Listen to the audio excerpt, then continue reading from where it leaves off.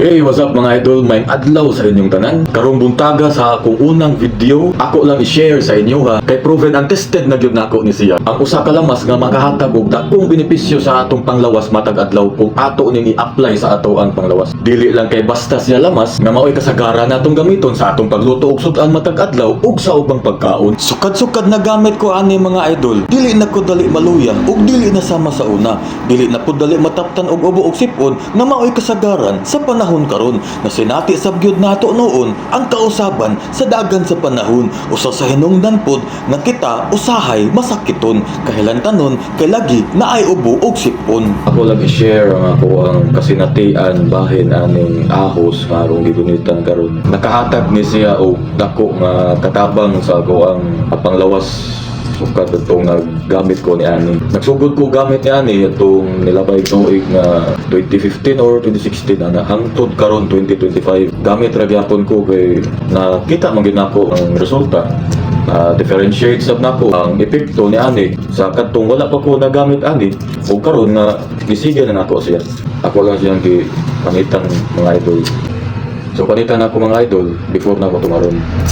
Gamit ra ko og duha ka clove ani. Ang matag adlaw kung dili ko malimot mas maayo gini siya nga tumaron nimo siya wa pa kay kaon.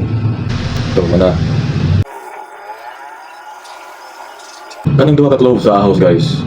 Pwede ra gini siya nimo tataron or umagwanta nimo, pwede sa nimo bakod sa ngipon, diara nimo siya maputol-putol, 3 pieces or 4. Ayan nimo itulon or dili nimo makaya itulon nga gamitan nimo tubig.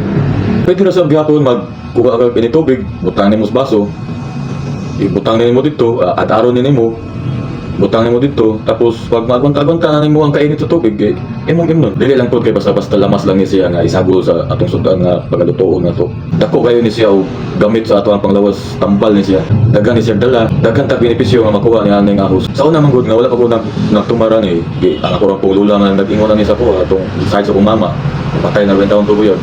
Siya po nagtambag na ko ni aning ahos tumar. Wala po ko ni diha dayon ni duman sa iya kay tural lain biya ug alami biya mabaguhan ka. Hangtod nga nakadesisyon ko tumaran nakita sa gyud nako ang ayang epekto, ayang mga benepisyo. Inabanan ko sa ako ang pag-exercise matag adlaw, jogging ba mabuntag sayo ba. Sa mga usa lang gud ka oras gud. O wa kay panahon. Dili ka sa hapon. O wala panahon sa hapon. O busy jud ka sa gabi. Jogging ka alas 6 or alas 7 asukso uli ka may bigapin na. Ako mga lods na anad ng kukuha ni lami sa ahos. Ako na siyang paakon diretso padabanan direk tubig. Mana tumar na.